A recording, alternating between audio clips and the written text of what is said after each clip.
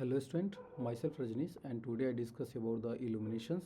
That is one of the best topics that is related to the electrical and electronics measurement.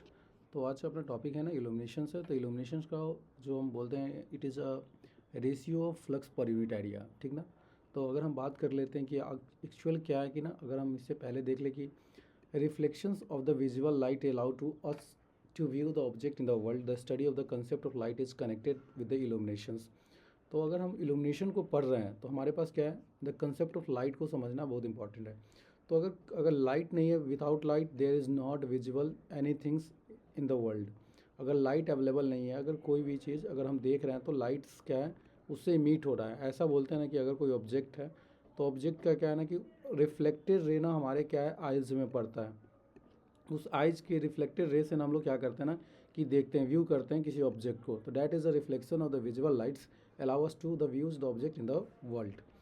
Then what is a luminous illuminations? The luminous is the flux received by the surface per unit area is known as illuminations. जैसे कि अपने पास अगर हम इसको denote करते हैं ई से, और इसके मेजर जो यूनिट होता है वो लक्स होता है। इसके जो मेजर्ड यूनिट है वो लक्स है। तो देखो सबसे पहले अगर ये कैंडल है ना, तो इस कैंडल से जो अपने पास ये जो एरियाज है, तो ये क्या कर रहा है, ये इल्यूमिनेट हो रहा है, इल्यूमिनेशन कर रहा है, क्या कर रहा है, लाइट प्रोवाइड कर रहा है ये कैंडल। तो ये चारों डायरेक्शन में क्या है कि ये पूरे कंप्लीट डायरेक्शन में इस तरीके से इल्यूमिनेट हो रहा है, ठीक ना।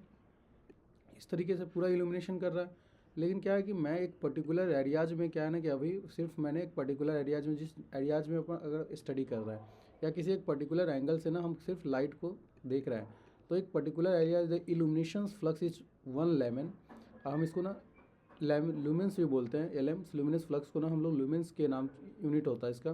तो ये जो एंगल हो रहा है ना डैट इज़ अ स्टेडियन, इसको ना हम लोग एंगल जो ये अगर थीटा एंगल लेते हैं तो इस जो एरियाज पे पड़ रहा है, इल्यूमिनेट कर रहा है इस सरफेस एरिया को, that is 1 metre square and the distance is 1 metre, the area is 1 metre square. तो ये अपने पास ना क्या होता है कि luminous the flux, the how much the flux is fall in as a particular areas that we will be illuminates, कि जिससे हमको क्या है कि इल्यूमिनेशन प्रोवाइड होता है और हमको इल्यूमिनेशन चाहिए। तो ये फ्लक्स क्या है, बस इसी सरफेस एरिया पे हमको क्या है कि हम इस सरफेस एरिया पे अगर मैं स्टडी कर रहा हूँ, कि टेबल लैंप अगर यूज कर रहा हूँ, तो मेरे पास क्या है, इस टेबल पे क्या है कि हम उस टेबल के इल्यूमिनेशन को फाइंड आउट करना चाहते हैं। वो फ्लक्स क्या ओरिजिनेट हो रहा है उससे हमको कोई मतलब नहीं है अभी। क्या है कि नहीं तो एक्चुअल क्या है कि पूरा का पूरा तो इल्यूमिनेट पूरा रूम होता है इल्यूमिनेशंस। लेकिन क्या है ना कि और चारों डायरेक्शन में, ऑल डायरेक्शन में होता है, लेकिन क्या है ना एक पर्टिकुलर एरियाज को अगर हम फाइंड आउट करते हैं डैट इज़ द इल्यूमिनेशन। जैसे कि हम लोग फ्लक्स निकालते थे ना कि एक पर्टिकुलर एरियाज के लिए ना, कि अगर हम निकालते थे कि फ्लक्स डेंसिटी, तो फ्लक्स पर यूनिट एरियाज जो कितना फ्लक्स पास हो रहा है उस एरिया से, that is a flux per unit area. तो सेम हम लोग ना ये बी के कंसेप्ट को ना देख रहे हैं कि फ्लक्स पर यूनिट एरिया कितना फ्लक्स ना पास हो रहा है उस एरियाज से, तो ये अपने पास बी होता था फ्लक्स डेंसिटी। सेम एरियाज अगर हम लाइट के फॉर्म में बात करते हैं तो कितना इल्यूमिनेट कर रहा है सरफेस एरियाज को, तो उसको ना हम इल्यूमिनेशन बोलते हैं, ठीक ना। देन हम बात करते हैं ल्यूमिनस फ्लक्स, कि एक्चुअल ल्यूमिनस फ्लक्स क्या होता है। ल्यूमिनस फ्लक्स वही फ्लक्स जो light is energy is radiated पर सेकेंड, हर सेकेंड में फ्रॉम द बॉडी, किसी भी एक ल्यूमिनस बॉडी से जो कि लाइट्स इमिट करता हो in the form of light waves, that is the luminous flux. It is measured in the lumens, that is the luminous flux is radiant energy divided by the times. तो अपने पास time हम लोग second में रखेंगे, ठीक ना। अब आता है lumens. Lumen is it is a measured unit और the SI unit is a luminous flux. तो it is a 1 lumen may be defined the luminous flux emitted by the source of 1 candle power, that is unit of solid angle. तो अपने पास जो luminous flux यहाँ पे जो निकल के आता है वो क्या होता है, तो मेरे पास अगर ये सॉलिड एंगल है ना, ये अपने पास सॉलिड एंगल है, ये कुछ सॉलिड एंगल का ही कंसेप्ट था कि यहाँ पे क्या है सॉलिड एंगल जिसमें 3D फिगर दिख रहा था। तो मेरे पास जो एंगल बन रहा था ना, ये थीटा एंगल जो बन रहा था, तो हम इस एंगल को बोल रहे हैं कि candle power of the source, जो कैंडल का जितना पावर ऑफ सोर्स, कितनी पावर ये जनरेट कर रहा है, तो उससे solid angle that is a lumen, उतना फ्लक्स क्या करेगा वो जनरेट करेगा, जितना ये इसकी इंटेंसिटी होगी उतने पावर का ही होगा कैंडल का पावर। अगर कैंडल हम यूज कर रहे हैं तो candle power into the solid angle, that is a Cp into W, the unit of flux, that is a it is a unit of luminous flux। तो इसको हम लोग luminous flux के यूनिट को lumens बोलते हैं, जो कि Cp into W भी लिख सकते हैं। तो हम लोग यहाँ पे जो फार्मूला को थोड़ा सा मॉडिफाई करके ये भी लिख सकते थे कि Cp into W that is candle power. बोल सकते हैं कि किसी भी जो कैंडल पावर यहाँ पे यूज कर रहे थे कि कोई भी सोर्स है ना कि कितना पावर वो जनरेट कर रहा है, that is the candles power of the source into the omega, that is radiance divided by areas. तो अब हम देखते हैं लुमिनस इंटेंसिटी को। ये मेरे पास क्या है कि लुमिनस पावर, तो ये अपने पास कैंडल का ना लुमिनस का अगर हम देखते हैं तो candles power of the source की सोर्स कितनी पावर्स को जनरेट कर रहा है इनटू द सॉलिड एंगल, जिस एंगल के लिए हम लेंगे क्योंकि फ्लक्स हमको उतना ही एंगल्स का चाहिए। हमने इतना एंगल अगर पूरे एंगल्स को लेते तो मेरे पास क्या होता है 2 पाई होता है, तो सी पी इंटू 2 पाई यूज़ करते हैं। मैंने क्या किया कि सिर्फ थीटा एंगल्स को मैंने कंसिडर किया, तो that is a luminous flux. Luminous intensity कि how much the flux is per unit solid angle is given a direction, so luminous flux per unit solid angle it is represented by I, it is measure the lumen per steradian और the candela. इसी को ना हम लोग बोलते हैं कि अगर हम क्या करते हैं फ्लक्स पर यूनिट, ये अपने पास अगर इंटेंसिटी देखोगे तो इंटेंसिटी का मतलब क्या होगा कि जो फ्लक्स कितना पड़ रहा है, कितना फ्लक्स ना कि फॉलिंग हो रहा है उस सरफेस एरियाज पे और उस एंगल के हिसाब से। अगर steradians that is a solid angle, तो ये अपने पास ना अगर किसी एंगल्स के हिसाब से कितना इस पर लुमिनस फ्लक्स पड़ रहा है, अगर जितना फ्लक्स उतना ही क्या होगा उसकी इंटेंसिटी होगी, उतनी विजिबिलिटी होगी, उतनी ही इल्यूमिनेशन होगा, तो that is a luminous intensity. तो उतना ही लुमिनस होगा, तो इंटेंसिटी उस पर डिपेंड करता है कि फ्लक्स कितना फॉलिंग हो रहा है उस सरफेस एरियाज पे जिस पे इल्यूमिनेशन हमको चाहिए, that is the illumination intensity और it is unit is candela. ठीक ना। अब बात करते हैं कैंडल्स पावर्स, जो कि सीपी हमने देखा, जो कि कैंडल पावर यही हमने देखा जो सीपी। तो कैंडल्स पावर क्या हो जाएगा, the lumen divided by solid angles. तो ये अपने पास ना lumens divided by solid angles, या हम इसको बोल सकते थे फ्लक्स डिवाइडेड बाई, अगर हम देखते तो मेरे पास फ्लक्स डिवाइडेड बाई ओमेगा भी, अगर हमारे पास flux divided by omega that is a candle powers.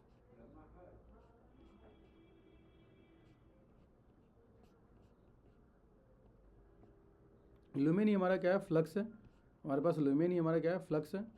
ठीक ना। तो ये अपने पास हम लोग लिख सकते थे इसको, इसका यूनिट क्या होता है लुमेन स्टेडियन और दैट इज कैंडल और the candles power. The candles, अगर candle is a source which define the numbers of lumen, कितना फ्लक्स जनरेट कर रहा है, नंबर्स ऑफ लुमेन्स का मतलब numbers of flux that is emitted by the source, that is emitted by the source of the unit of solid angles in the given direction, that is the candle power. जो कि मैंने starting से बताया कि इतना लुमेन्स simple कि कितना flux ना ओरिजिनेट हो रहा है इस सोर्स से, अगर ये सोर्स है कैंडल तो उससे कितना फ्लक्स जनरेट हो रहा है as a solid angles as a particular surface area when the illumination is needed, that is a candles power.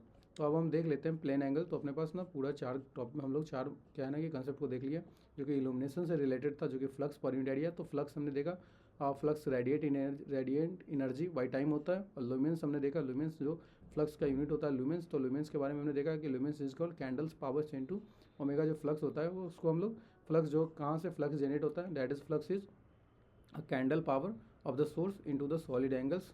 और इसके बाद हमने इंटेंसिटी को देखा डैट इज, और इसके बाद देना कैंडल्स पावर्स को। अब हम देख लेते हैं ना प्लेन एंगल्स और सॉलिड एंगल्स। तो प्लेन एंगल मेरे पास क्या हो जाता है, अगर हम किसी भी एक सर्कल ले लेते हैं दैट इज अ सर्कल, तो सर्कल का अगर हम प्लेन एंगल्स निकालते हैं तो मेरे पास कोई एंगल निकालते हैं पर्टिकुलर एंगल थीटा एंगल, तो हम लिखते हैं क्या कि आर्क डिवाइडेड बाई रेडियस। ये अपने पास आर्क हो जाता है उससे, ये इसको हम आर्क बोलते हैं। और मेरा जो सर्कल का सेंटर से ना जो आउटर जो सर्कमफ्रेंस वाला पार्ट होता है ये अपने पास रेडियस होता है सर्कल का। ठीक है।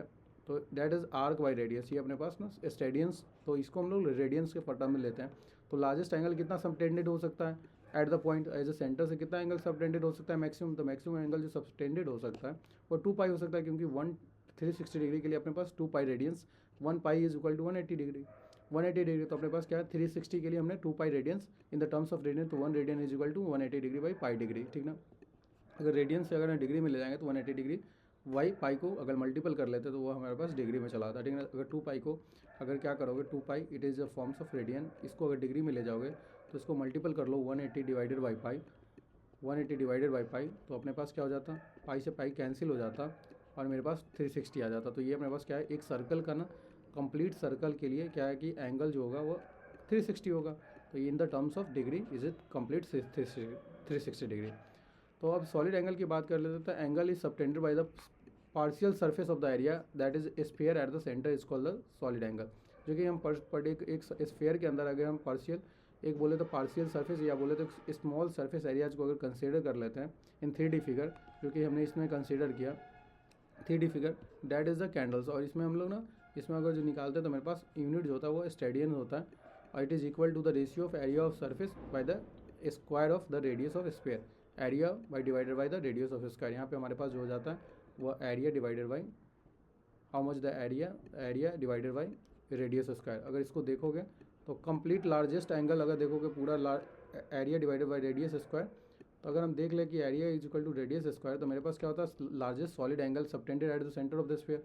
तो एरिया क्या हो जाता है, centre of the sphere, area हो जाता है मेरे पास, area of sphere is 4 pi R square, 4 pi R square, it is R square divided by R square. तो आर स्क्वायर से आर स्क्वायर के कैंसिल कर दोगे तो अपने पास क्या हो जाएगा, 4 पाई आ जाएगा। The angle, the largest solid angle is subtended at the centre of the sphere is 4 पाई, ये अपने पास 4 पाई के इक्वल हो जाता है। तो ये अपने पास कैंडल्स पावर्स, जो कैंडल पावर जो illuminate the flux, it is falling on the surface area, that is will be illuminations.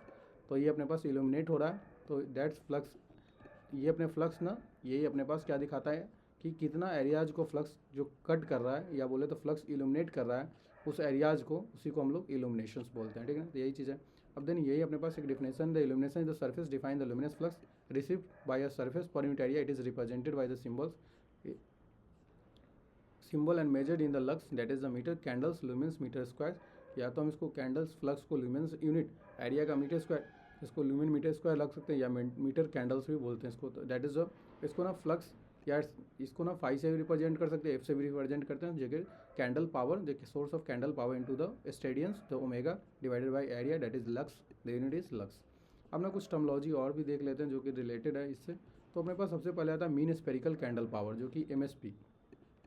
अगर हम स्फेरिकल कैंडल पावर देखेंगे, तो अगर पूरे स्फेरिकल पे देखेंगे, तो अगर मेरे पास ये होता और कोई स्फेयर कंप्लीट स्फेयर होता, तो कंप्लीट स्फेयर होता तो एरिया टोटल फ्लक्स क्या होता है, 4 पाई होता है, जो कि अभी हम निकाल के देखें। अगर मेरे पास कंप्लीट एरियाज क्या आ रहा था, अगर सॉलिड एंगल को सबटेंड कर रहे थे, तो अपने पास जो एंगल आ जाता है वो सॉलिड एंगल कितना आता, वही होता अपने पास एंगल जो आ जाता है वो क्या आता। तो ये भी अपने पास ना ओमेगा जो आ जाता, जो एंगल आ जाता वो एंगल क्या आता, वो मेरे पास आ जाता टोटल फ्लक्स, जो कि टोटल फ्लक्स, और अपने पास एंगल जो आ जाता वो 4 पाई आता। तो total flux divided by 4 pi angle, यही लिखा है यहाँ पे, दैट इज रेडियस स्क्वायर। तो रेडियस अभी तो क्या हो जाता है, सॉलिड एंगल, तो फ्लक्स पर सॉलिड एंगल, ये अपने पास ना mean spherical candles power, that is MSCP, that is total flux divided by the 4 पाई। तो अपने पास क्या है, कैंडल पावर इज, तो लुमेन बाई F/W, यही है यहाँ पे लिखा हुआ कि अपने पास ना F टोटल फ्लक्स, और रेडियन क्या हो जाएगा यहाँ पे 4 पाई, क्योंकि अपने पास यहाँ पे जो हम निकाले हैं 4 पाई एरियाज बाई रेडियस स्क्वायर, तो पूरा लार्जेस्ट सॉलिड एंगल के लिए सेंटर से ऑफ द स्फीयर इज 4 पाई।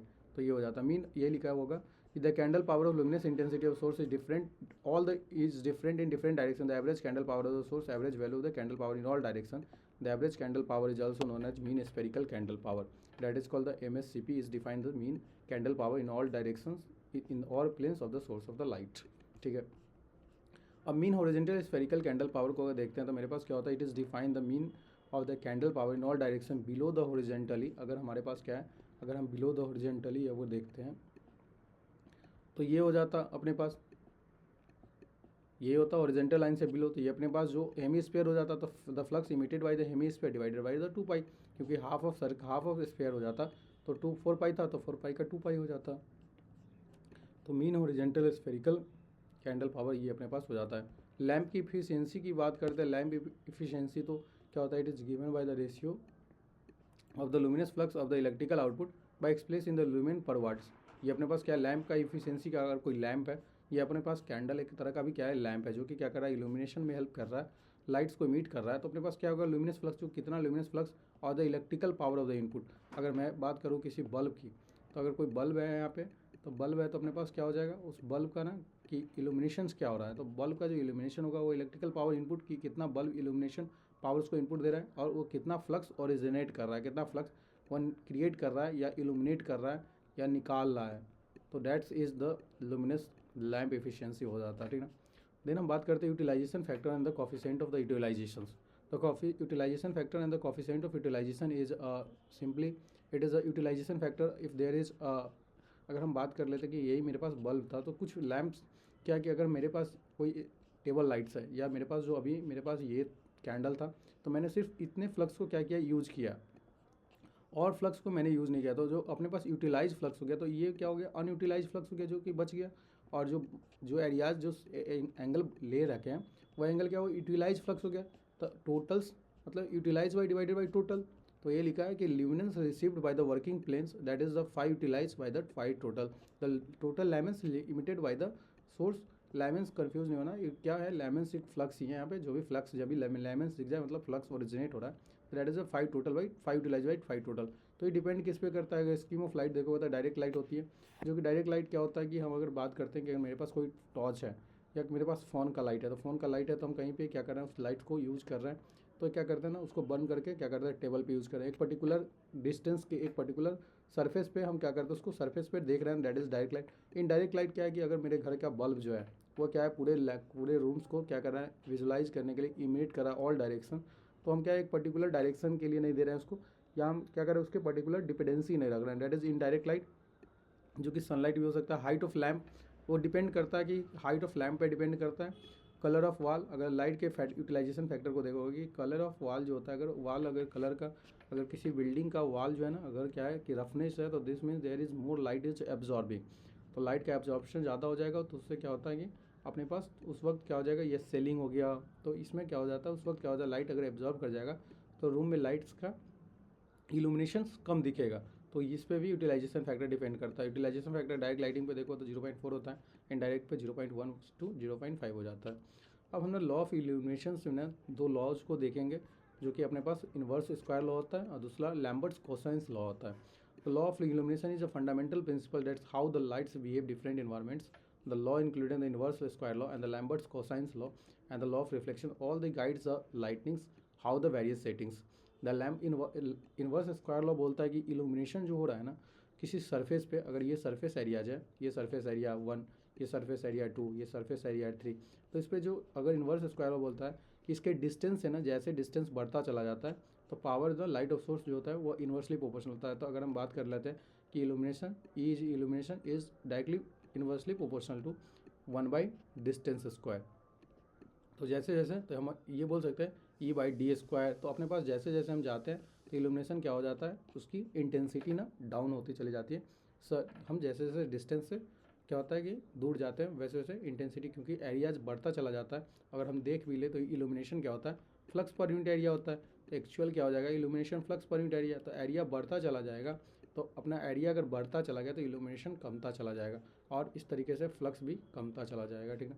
तो ये अपने पास फ्लक्स का ये अपने पास ना हो जाता है टोटल। अगर हम बात करते हैं इन्वर्स स्क्वायर लॉ की, सेकेंड लॉ होता है Lambert's cosines law. Lambert's cosine law बोलता है कि जो अगर किसी सरफेस एरियाज पे, कि ये अपने पास एक सरफेस है, ये सरफेस है और सरफेस पे ना कि लाइट फॉल इन हो रहा है, लाइट फॉल इन हो रहा है, मतलब कि अगर ये सोर्स है, इस तुम्हारे पास सोर्स है जिससे लाइट का इमिशन इस पॉइंट पे पड़ रहा है, तो इस पॉइंट पे जो बन रहा है ना, इस पॉइंट से जो और इससे इसका पर नॉर्मल, इस सरफेस इसका नॉर्मल क्या हो जाएगा, ये हो जाएगा इसका normal. Angle of incident is equal to angle of reflection is normal light, तो ये नॉर्मल हो जाएगा, और सरफेस का भी नॉर्मल यही होगा। तो नॉर्मल जो होगा ना सरफेस के, तो ये बोला है कि सोर्स जो इमिट हो रहा है, इल्यूमिनेशन प्रोवाइड कर रहा है किसी एंगल पे, और उससे जो सरफेस का जो नॉर्मल बनता है उसके बीच का जो एंगल बनता है थीटा एंगल, उससे ना इल्यूमिनेशन डायरेक्टली प्रोपोर्शनल होता है कॉस थीटा से, illumination directly proportional to the cos theta. तो ये हमारे पास हो जाता है E is directly proportional to the cos theta, the angle between the surface of the and the fall in the source made angle, जो सोर्स ना इस पॉइंट पे जो फॉल करता है लाइट और उससे एंगल बनाता है normal to the surface, that angle is cos theta, it is directly proportional to illumination. तो illumination any point of the surface directly proportional to the cosine angle between the node at the point and the line of the flux. Node या जो point जिसपे node, इसको node बोल सकते हैं, जिसमें line of the flux, ये अपने पास फ्लक्स का जो नोड है ना, अगर फ्लक्स ये गिर रहा है यहाँ पे सोर्स जो है ये यहाँ पे जो फॉलिंग हो रहा है, तो ये अपने पास एक नोड हो रहा है, तो that's not same as it is यहाँ पे होता है, ठीक ना। तो देख लेना यहाँ पे थ्योरी कुछ है, कुछ खास नहीं है, तो ये डायरेक्टली प्रोपोर्शनल हो जाता है। जो कि अगर हम बात करते हैं illumination of the surface depend upon the Q of angle, या बोले Q of angle between the line of flux and the normal at the point पे डिपेंड करता है, क्यू थीटा पे, कोसाइन क्यू पे डिपेंड करता है, ठीक ना। इसको देख लेना, कोई दिक्कत नहीं होगा, ठीक ना। फिर भी और हम बात कर लेते हैं थोड़ा सा, एक दो तीन न्यूमेरिकल को देख लेते हैं, जिससे हमारा सारा का सारा कंसेप्ट बाइंड अप हो जाएगा। तो देख लेते हैं, मेरे पास एक लैम्प है, सपोज करो दिस इज़ ए लैम्प, तो ये अपने पास एक लैम्प हो गया, ठीक है। ये अपने पास लैम्प है, जिस लैम्प से ना क्या है कि लाइट इमिट होगा, लैम्प जो है, इस लैम्प को ना सप्लाई दिया है, वोल्टेज दिया और सप्लाई भी दिया, मतलब इसका ना सब वोल्टेज दे रखा है कि इस लैम्प को ना 250 वोल्ट का 250 वोल्ट ना इस लैम्प को प्रोवाइड किया जा रहा है। तो इसको देखो, इसको क्या कर रहा है, इस लैम्प की ना इतना वोल्टेज इसको सप्लाई किया, that is a current source, और देन इसको ये 0.8 एम्पियर्स का इसमें करंट फ्लो कर रहा है। तो इसकी इंटेंसिटी क्या होगा कि बर्निंग क्या होगा, तो 200 वोल्ट का लैम्प है, इसकी ना पावर जो है, ये अगर वोल्टेज जो है सर 250 वोल्ट की लैम्प है और इतना करंट एम्पियर लेता है, तो प्रोड्यूस करता है फ्लक्स, क्या फ्लक्स प्रोड्यूस करता है, फाई जो प्रोड्यूस करता है वो इतना लुमेंस प्रोड्यूस करता है, 3260 लुमेंस प्रोड्यूस करता है। तो एम अगर हम निकाल लेते हैं ना, इसका एम निकाल लेते हैं, जो कि मेरे पास क्या होता है, M mean horizontal spherical candle power. अगर एम निकालोगे तो मेरे पास क्या होता है, mean spherical candle M S C P, तो total flux by 4 pi, total flux divided by 4 pi. Total flux मेरे पास ये है 32, तो अपने पास टोटल फ्लक्स जो कि इमेज और 4 पाई पूरा एंगल्स के कंप्लीट एंगल्स के लिए हमारे पास निकालेंगे, तो 4 pi that is the M S P. Lamp का एफिशिएंसी टोटल फ्लक्स आउटपुट, तो टोटल फ्लक्स आउटपुट मेरे पास यही हो गया, total flux output divided by total flux output ना, टोटल फ्लक्स ये नहीं होगा ना, टोटल ये तो एम एस पी हो गया ना, टोटल फ्लक्स ये रहा ना, टोटल फ्लक्स आउटपुट जो कि टोटल फ्लक्स इसे इमीट हो रहा है चारों ऑल डायरेक्शन में, क्योंकि पूरा कंप्लीट 4 पाई लिया टोटल फ्लक्स। और देन मेरे पास क्या होगा, electrical input is V I cos phi, V I voltage दे रखा है, करेंट दे रखा है, एंगल नहीं दे रखा है, तो अपने पास कॉस फाई हम लोग 1 ले लेंगे और फाइंड आउट कर लेंगे। तो अपने पास आ जाएगा 16.3 लूमेंस वाट, ये एल एम जो है लूमेंस लिखा हुआ है। देखिए एक और क्वेश्चन देख लेते हैं, जो कि अपने पास एक रूम है, जो रूम ना 9 मीटर्स लॉन्ग एंड 12 मीटर्स का, इसका 9 इंटू 12 मीटर्स में इसके ब्रेथ है, ठीक ना। ये इसका एरियाज है रूम का, तो ये एरिया निकल गया, टोटल एरिया हम निकाल सकते हैं लेंथ इंटू ब्रेथ से। तो ये अपने पास आ जाता है 12 इंटू 9 108 मीटर स्क्वायर। अब बोला है कि 12 वाट का लैंप ना इसमें इल्यूमिनेट कर रहा है बाय द 12 वाट से लैम्प। एक 12 वाट का बल्ब लगा हुआ है, ठीक है, 12 वाट का एक बल्ब लगा हुआ है, ठीक है, 12 वाट का, जो कि बाई 1200 वाट्स लैम्प्स, 12 बल्ब लगा हुआ है जो कि 100 वाट्स का है, 12 बल्ब है जो कि 100 वाट्स का है।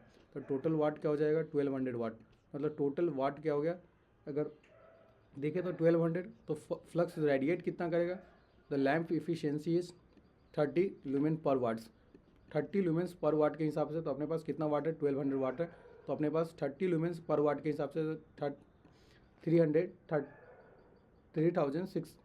36,000 क्या हो जाएगा लुमेन अपने पास निकल के चला आएगा, कि इतना फ्लक्स रेडिएट कर रहा है। ये जो अपने पास ना जो 12 बल्ब है, जो 12 बल्ब है, वो सब मिलके ना 36,000 लुमेंस को फ्लक्स को ओरिजिनेट कर रहा है या रेडिएट कर रहा है, हम बोल सकते हैं।